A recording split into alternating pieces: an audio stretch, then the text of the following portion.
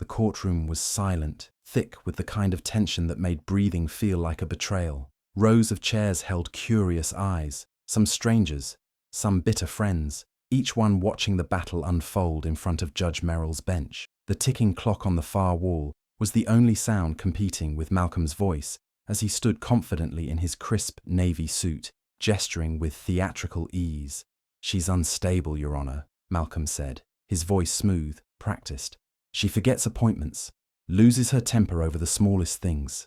I worry for Jolie's emotional safety when she's with her. That little girl deserves stability. I'm the only one who can give her that." A murmur rippled through the back of the room. Malcolm turned just slightly, giving the smallest, most calculated smirk, right at Cassandra. The kind of smirk he had given her too many times when no one else was looking. The kind of smile that once gaslit her into silence. But not today. Cassandra sat silently, dressed in a charcoal grey blouse, her hands folded over a leather folder labelled Exhibit C. She didn't blink. She didn't twitch. Her breath was steady. Beneath the calm exterior, though, was a storm, long overdue for release.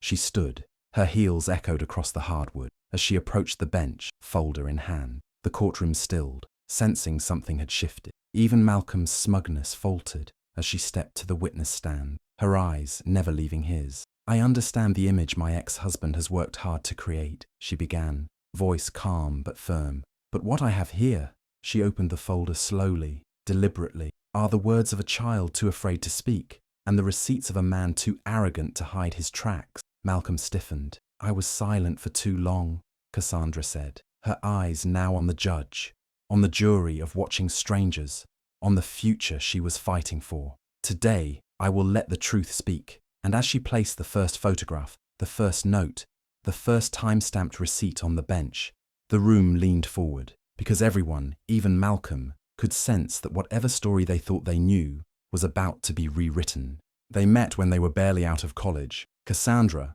a newly certified elementary school teacher with a soft voice and big plans, and Malcolm, a fast-talking real estate dreamer with a magnetic smile and more charm than substance. At first, he was gentle, attentive, and wildly ambitious.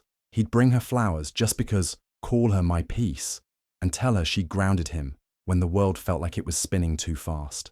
They married within a year. At first, it was beautiful. She taught second grade at a local public school while he hustled open houses and house flips. On weekends, they'd go for long walks, talk about kids, and plan for the future like it was already wrapped in gold. But slowly, almost imperceptibly, the shift began. Malcolm started to question her choices, what she wore, who she spoke to, how she spent her evenings. It wasn't controlling, not at first.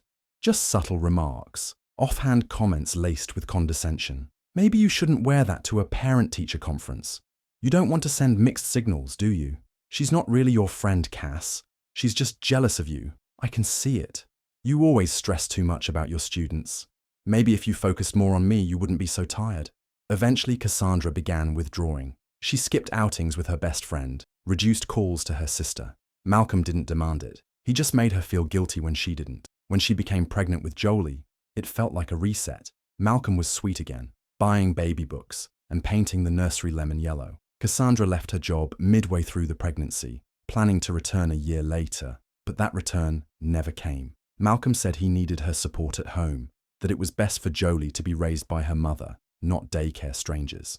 So she stayed, and he changed again. He worked longer hours, stopped coming home for dinner. When he did show up, it was with tension wrapped around him like a scarf. He criticized her cooking, rolled his eyes when she spoke, and laughed a little too loudly when friends joked about nagging wives. Worse, he stopped hiding his affairs. Cassandra found receipts from hotel rooms, flirty texts with unknown numbers, and lipstick stains on the collars of his shirts. Once she confronted him. He told her she was paranoid. "You're imagining things. You need help," he said, then didn't come home for 3 days. Still, she stayed, for Jolie. The final blow came one rainy Thursday afternoon when she arrived home early and found Malcolm with her friend Janine on their living room couch. That night she packed a bag for herself and Jolie, left the house quietly, and drove to her cousin's apartment across town. She filed for separation, but Malcolm moved faster. He spun the narrative with surgical precision. Cassandra was emotional, unstable, and probably depressed. He claimed she had abandoned the family home, and worse, he hired a high-profile attorney known for dismantling women in court. Within weeks, he filed for full custody of Jolie and submitted fabricated documentation of Cassandra's alleged instability, including a claim she once locked herself in a closet for hours during a breakdown. That never happened. What did happen was silence. Cassandra went quiet, afraid that any reaction could be twisted into proof. She couldn't afford a lawyer at first. Her bank account had been emptied. Malcolm had rerouted funds from their joint savings account months earlier without telling her. The house was in his name, something she hadn't realized would leave her homeless in the eyes of the court. But Cassandra wasn't broken. Not fully. She found part-time work as a school counselor, then full-time. She rented a modest two-bedroom apartment near Jolie's school and bought second-hand furniture. She made oatmeal in the mornings, read parenting blogs at night, and started seeing a therapist on weekends. She made it work, but Malcolm kept coming. Court dates, pet emotions, lies, character assassinations. Every time she took a step forward, he'd throw a stone back. And yet, Cassandra didn't retreat. She smiled through parent-teacher meetings. She braided Jolie's hair before school. She learned to smile even when her stomach was twisting with anxiety over legal fees. She recorded everything, documented every visit, and prepared herself, not just to survive the custody battle, but to win it. And today, sitting in that courtroom with Exhibit C in her hands, she wasn't just a mother or an ex-wife. She was a woman finally reclaiming her voice. The email came at 7:12 a.m. on a Wednesday. Cassandra was packing Jolie's lunch, turkey sandwich, apple slices, a small note that said, "You are my sunshine." When she saw the subject line light up her phone, notice of emergency custody hearing, Malcolm Grant versus Cassandra Grant. Her hands shook so badly she almost dropped the lunchbox. The court date had been moved up by 2 weeks. Malcolm had filed a motion claiming Cassandra had endangered Jolie's safety, citing a pattern of emotional instability and a recent neglectful incident. Cassandra knew exactly what he was referring to. 2 weekends prior, Jolie had tripped on the playground and scraped her knee during a picnic. Cassandra had cleaned it, kissed it, and they'd gone for ice cream after. Jolie had laughed the whole way home. Now Malcolm was using that moment, twisted and inflated, as a weapon. He always found new ways to hurt her. By noon, the rumors had started. A friend from their old neighborhood texted, "Hey, I heard you've been having a hard time. Malcolm said you're not okay lately? Do you need help?" Another message followed. "He said you were prescribed something. I'm here if you need to talk." Cassandra sat in her car during lunch break, stunned. The shame felt like it was crawling up her throat. She hadn't told anyone about her therapy sessions or her mild anxiety meds, but somehow Malcolm knew, or guessed, and now he was turning her efforts to heal into evidence of weakness. The final blow came that night, when she was served the supplemental documents Malcolm had filed, a statement from a therapist she'd never met, clearly fabricated, and a transcribed voicemail from Cassandra to him, spliced and edited to sound like she was shouting through tears.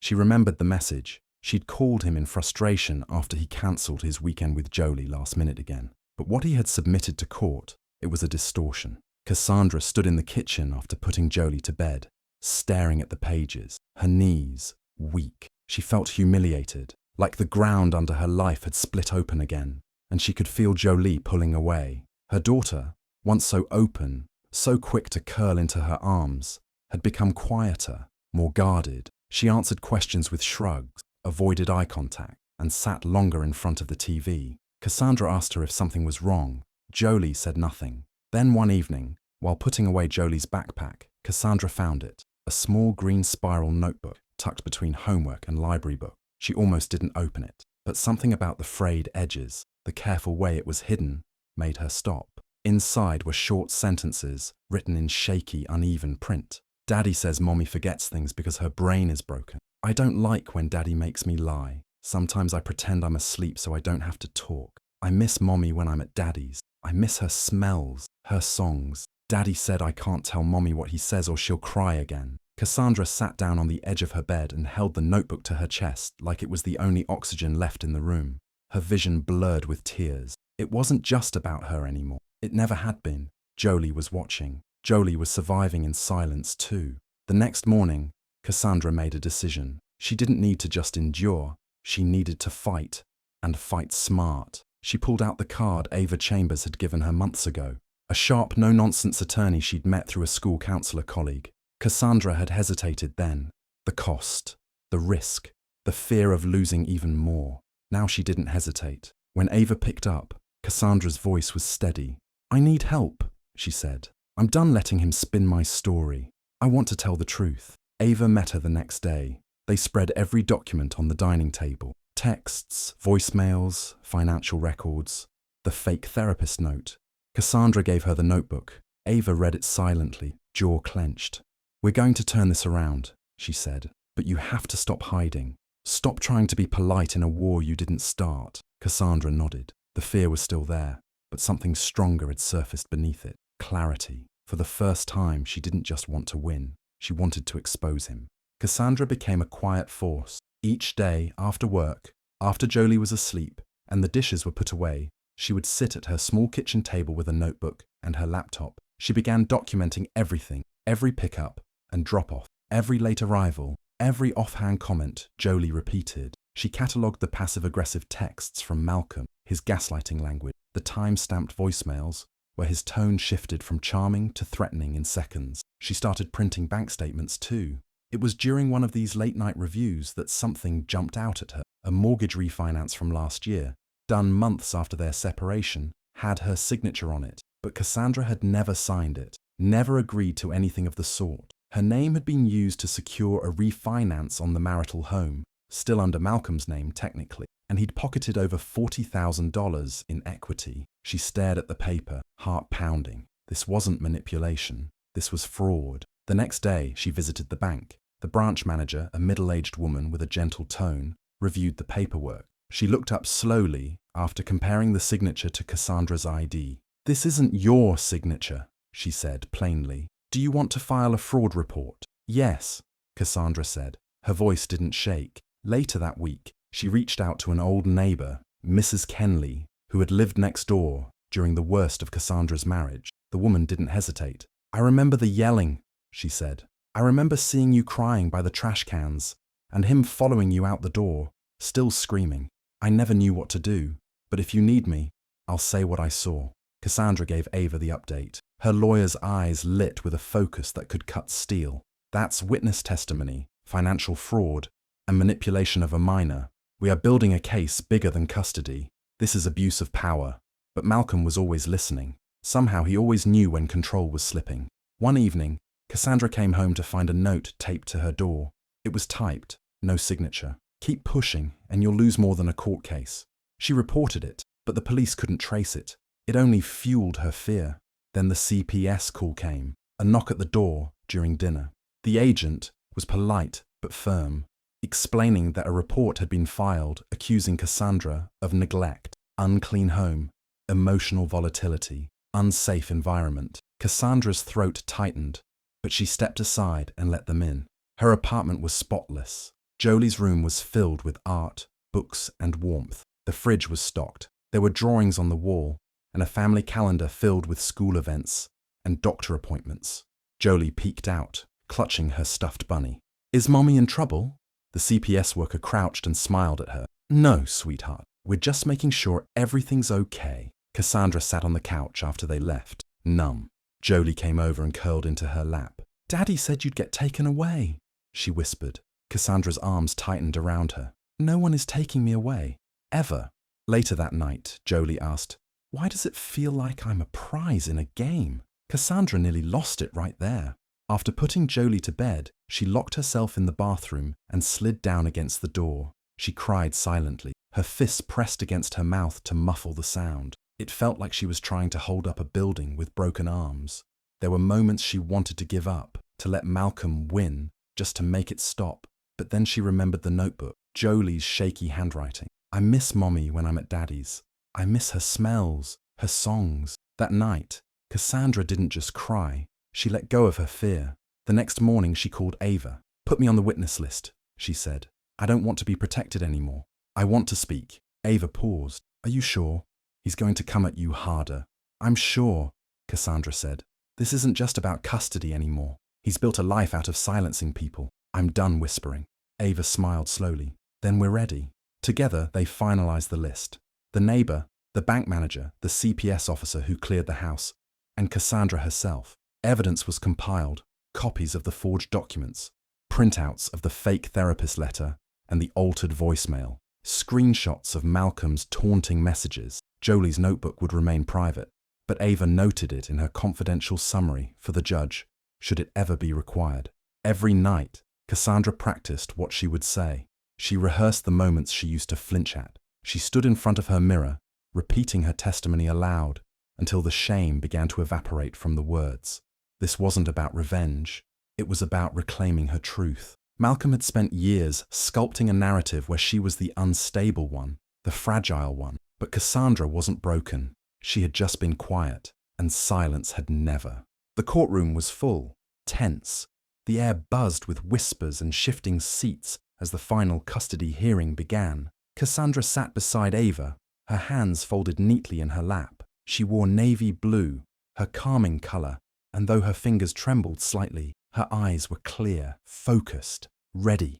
Malcolm strolled into the courtroom like a man walking into a cocktail party. His navy blazer was tailored, his smile easy. He nodded to the judge, winked at someone in the gallery, and took the stand like he belonged there. I'm not here to drag Cassandra down, he began smoothly. I've always wanted what's best for Jolie, but the truth is, Cassandra's struggling. She's emotionally erratic, still bitter. She can't move on, and I worry what that means for our daughter. He paused, let the silence hang. His lawyer stood.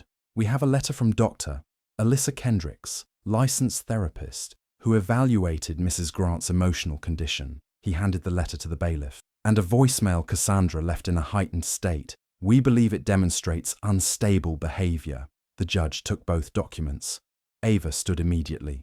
Your Honor, we move to exclude those items on the grounds of fabrication and manipulation, and we'd like to submit evidence in rebuttal. The judge raised a brow. Proceed. Ava walked calmly to the front and plugged in a flash drive. First, here is the full unedited voicemail from Mrs. Grant, along with a certified timestamp. The court will hear that there was no screaming, no erratic behavior, just a mother, frustrated that her co-parent abandoned a weekend visit. The audio played. Cassandra's voice came through, firm, disappointed, but never unhinged. It was a complete contrast to what Malcolm's team had submitted. Next, Ava handed over a folder. We also submit financial documents from First Federal Bank, showing that Mr. Grant refinanced the marital home using forged documents bearing Mrs. Grant's signature. The courtroom stirred. Ava wasn't done. We also submit a sworn affidavit from Cassandra's former neighbor, detailing repeated verbal abuse and intimidation by Mr. Grant during their marriage. She turned to Cassandra. Mrs. Grant, please take the stand. Cassandra rose and walked slowly to the witness chair. The judge nodded. Please begin, he said. She looked out over the courtroom. Malcolm leaned back, arms folded, smirking, but she didn't look at him. I stayed silent for years, she began, voice steady, because I thought if I just endured, if I just focused on Jolie, things would get better.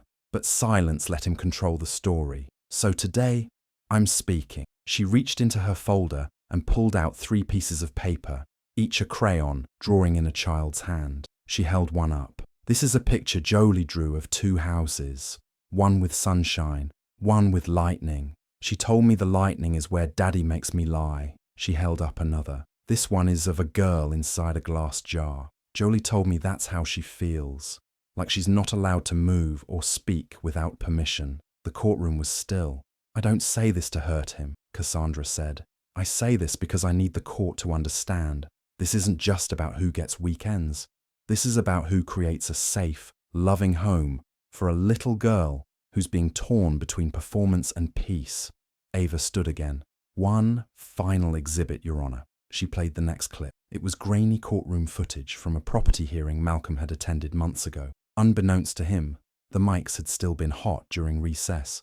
The screen flickered. Malcolm appeared on the monitor, standing near a bench with a friend, laughing softly. They think she's this sweet little thing. Man, I broke her years ago. I just got to keep her looking crazy till the judge gets tired. The room went silent. Even Malcolm's lawyer turned toward him, stunned. The judge leaned forward, eyes dark. Mr. Grant, would you care to explain this recording? Malcolm stammered. I was angry. It was private. It was in a courtroom, while a mic was hot. Malcolm's mouth opened, then closed. His charm had drained from his face. The judge turned to Cassandra. "Mrs. Grant, you have shown composure, evidence, and a willingness to do what's best for your daughter.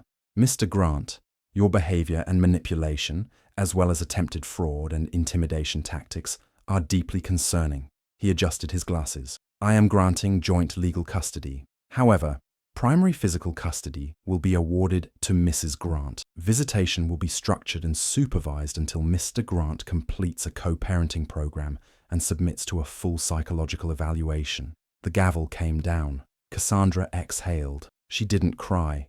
She didn't smile. She just closed her eyes for a moment, letting the silence wrap around her. It wasn't a victory lap. It was freedom. The weeks after the final ruling moved like slow, healing waves.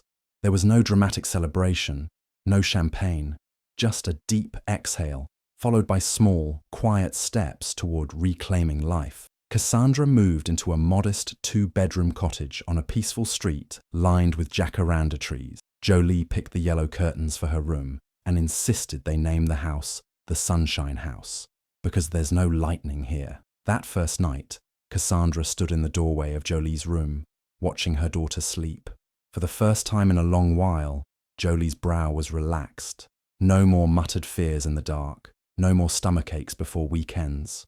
Cassandra felt the tears come, but they were light this time, not heavy. At school, the principal called her in a week later and offered her the position of head counselor. "You've been through the storm, Cassandra," he said, "and you didn't just survive, you grew. The students need that kind of strength." She accepted the offer quietly and returned to her office with a small, grateful smile. It wasn't just a promotion, it was validation, proof that her silence hadn't defined her, but her resilience had. Malcolm, meanwhile, had no choice but to attend the court-ordered co-parenting program and financial ethics training. He tried to charm his way through the first few sessions, but found it didn't work on therapists trained to see through performance. Cassandra heard little from him directly, just the occasional dry text confirming pickup times. Jolie, protected now by structured visitation and a parenting coordinator, slowly stopped asking if she'd done something wrong. Cassandra didn't badmouth him. She simply stopped covering for him. A few months later, she wrote a personal essay for a parenting magazine. The title was simple: "What Silence Teaches You and When to Break It." In it, she wrote about the danger of polite suffering, of waiting too long to speak, of mistaking endurance for love. She didn't name names, but the truth was there, between every line. The piece went viral in her local community. A women's legal advocacy group reached out and invited her to speak at one of their panels. Nervously, she accepted. On stage, under soft lights and in front of a room full of women, some bruised, some battling custody, others just beginning to recognize their own silence. Cassandra shared her story. The room cried with her, cheered with her, and afterward, several women asked if they could call her, ask questions, get guidance. She gave them her number. That was how the next chapter began, not with fireworks, but with phone calls and coffee shop meetings. Cassandra began mentoring women quietly, teaching them how to document, how to prepare, how to hold on to themselves when the system tried to erase them. Ava became more than her lawyer. She became her closest friend. They met once a week now, laughing about things that had nothing to do with courtroom. They could sit in silence too, and that silence felt safe. One afternoon, while packing away old documents, Cassandra found the folder labeled Exhibit C, the same one she'd brought into the courtroom on that final day. She smiled softly. She didn't need it anymore, but she didn't throw it away. She placed it on the top shelf of her closet, alongside Jolie's first drawing from the Sunshine House, one where both houses had blue skies. And for the first time in years, Cassandra didn't feel like she was just surviving. She was finally living. The late afternoon sun filtered through the kitchen window, casting golden light across the table where Cassandra and Jolie sat. Pencils, coloured markers, and worksheets were scattered between them. Jolie giggled at a silly math problem, tapping her pencil against her cheek as she looked to her mother for help. Cassandra leaned in, smiling. "Try grouping the numbers by tens first. You've got this."